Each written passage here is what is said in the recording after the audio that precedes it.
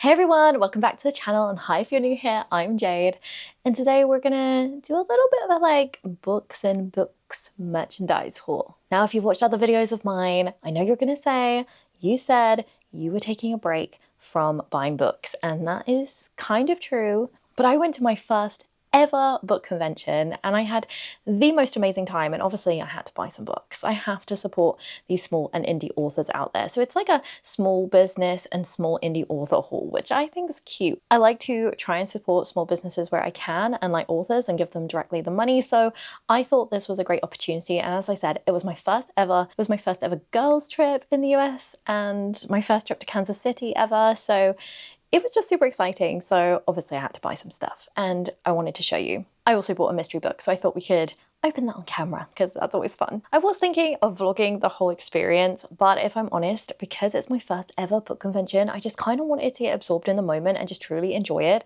So I'm sorry that there is no footage of me actually at the event, but I thought I could show you and introduce you to some of the authors I thought were interesting, etc. There were so many there and so many I could have supported, but I have lots of QR codes and things like that to go to different authors' websites. So I will be checking a lot more of them out as I can afford and have time to. But the event I went to was the Fable Events Literary Market in Kansas City, and it gave you these little ribbons you could collect from some authors on the way around, which was really cute. So I got some of those, and I did think it was really cool they gave us a lanyard when we went in. But without further ado, let me show you what I got. There is quite a lot of shopping that I did, so that's just a quick overview of everything. But you know what, first off, let's start with this ring that I'm wearing. So there was this jewelry store and oh my gosh, their rings were the most stunning. I could have easily bought a lot of them,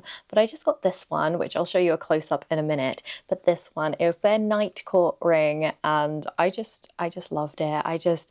The night court means a lot to me. There's something that, I don't know, just made me really, really fall in love with romantasy when I read the ACOTAR series. And so this one just sort of stood out. But you can choose your color. So if you don't really like gold jewelry, you can have silver, etc.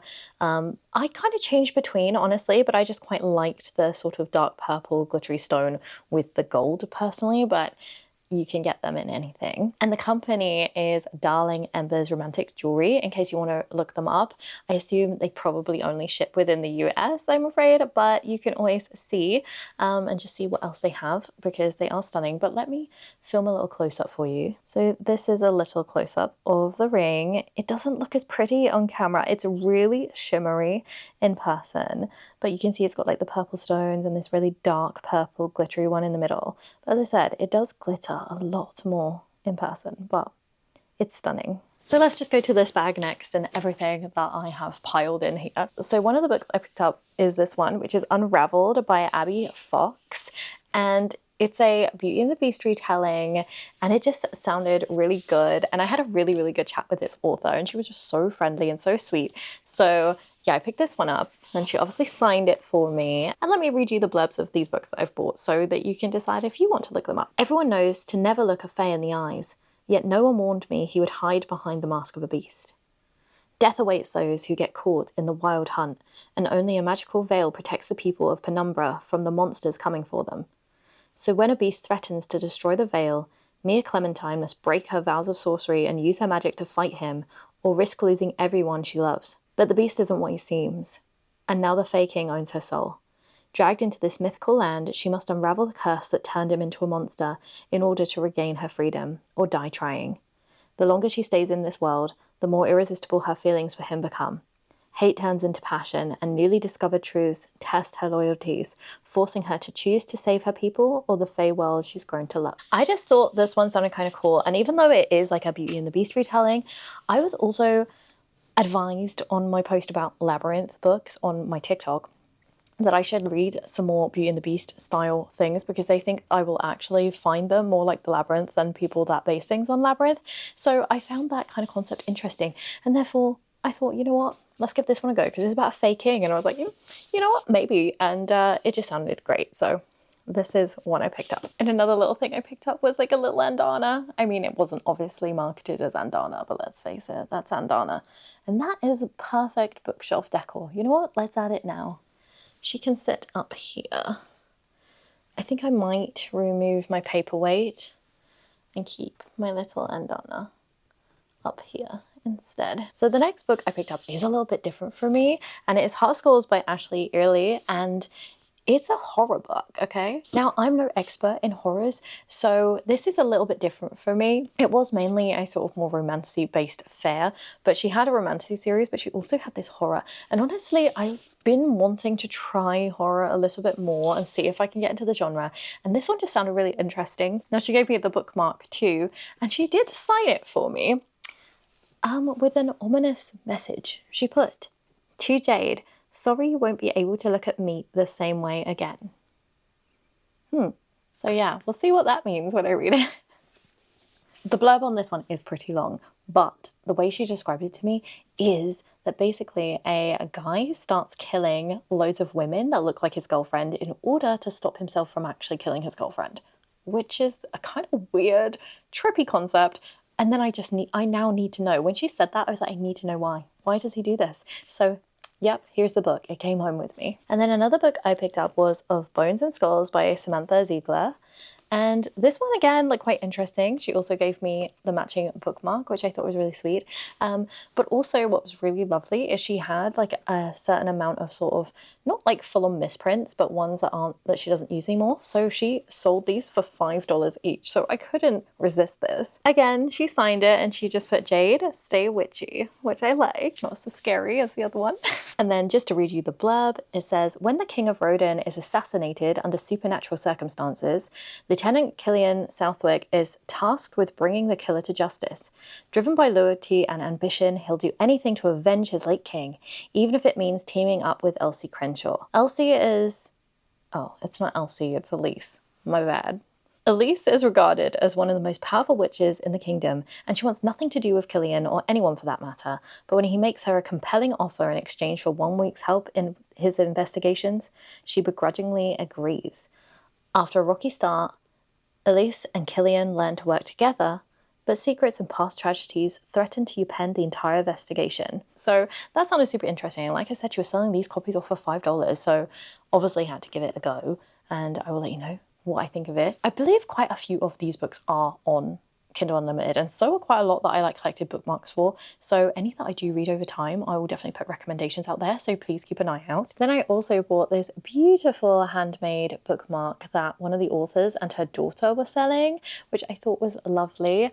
I don't think I bought her book, but I do have her card in there, and I just thought this was stunning. I will need to match up which card came with this, but I just thought this was really pretty, so I thought I would support her with this because I don't want to keep adding to my TBR too much, but I thought this bookmark was beautiful. And then I just got a lot of like bookmarks, business cards and everything, and someone gave me a sticker that says, "I love morally grey men," which I love. Oh, and in this box, this was just like the cutest thing. You wait. Someone was selling bookworms. They are like little crocheted worms that just sat there reading a little book. Some of them didn't have books, and she said she could like add them, but like a lot of the ones I really liked that weren't reading a book, I didn't really feel like with a shape. So I ended up picking up this one, which I thought was really cute because I like that it has this little glasses on. Hopefully you can see that really well. And then it's just reading Underland because they were all kind of like earth themed books generally, and I just thought this was adorable, so I had to grab one of these. There was just so many cool vendors there, I've got to say. Like, I could have spent so much more money than I did, and I already spent too much. And then another book I bought was To Break a Curse by J.D. Pierce. I think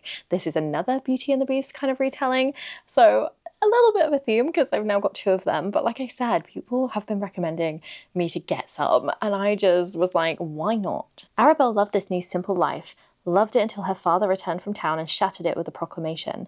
Her sister's future was bartered away to a stranger. To protect her sister, Arabelle takes her place with one thing in mind, to kill the stranger and return home. But when she meets him, she realizes she needs a new plan. Lucien is happy to let the clock run down on his life, even if it means loving again. Love was at the root of everything, his downfall, his pain, his curse, and he'd rather damn himself than love again. At least, that's what he told himself. Everything changes when she tries to stab him. So yeah, that's a little bit of an excerpt of the blurb. I think this one sounds super interesting. And then I did get to meet Januvali, and she gave me this little bookplate for my book, which I think is cool. And then I have this, which does contain another book, and it is a little bit bougie, I've got to say, but it was so beautiful. Actually, all this author's books were stunning. Not the cheapest, I will say, but they're all like limited edition prints. You could get the more like basic versions of the books, but the others are just so beautiful. I need to save and like get them all. But if you can't tell, this one's called Potions and Prejudice, and she boxed it so nicely for something that does cost a bit more. So like, I think that makes it much more worth. So in this box, like I said, she boxed it really well, and in here, if I can open it. So it is Moonflower Witches, Potions and Prejudice. And this, actually, let me show you the back. This is like a little box that it comes stored in, which has like character art on, which I thought was really nice.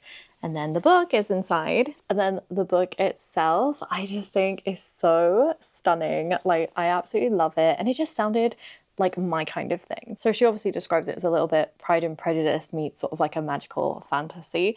So I love Pride and Prejudice, you know, it is my favourite Jane Austen story, but I just love Jane Austen. But obviously I also love my romanticities and like magical realism and things like that. So this just sounded great. And this is Elspeth Moonflower just wants to cast a spell. Unfortunately, that's impossible due to a curse her grandmother cast that forces every witch in her family to marry before using magic. As a result, Elspeth and her sisters are outcasts, helping their mother run the travelling apothecary shop, while she complains that her daughters are all magicless spinsters. When their cart breaks down and strands them in the charming village of Thistlegrove, Elspeth's older sister meets a handsome warlock who's smitten. If only the warlock's best friend wasn't completely insufferable.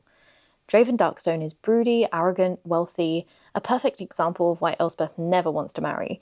But for the sake of her sister, she needs to be nice. So yeah, there's a little bit more to it, but that's the most of it. And yeah, this just sounded like totally my kind of thing. So yeah, I just thought stunning book. Like even just like the inside, it is so pretty, like the map, and yeah, it's just, yeah, a gorgeous book. So I'm excited to read this. And she did say there is only 1,000 of this copy in existence ever. So that's kind of cool. No more are going to be printed. So that's what makes it so unique. Okay, moving on to this little bag now. I saw this and I was like, I need it. Where am I going to put it? I don't know, but I needed it, okay? And it is a coffee candle.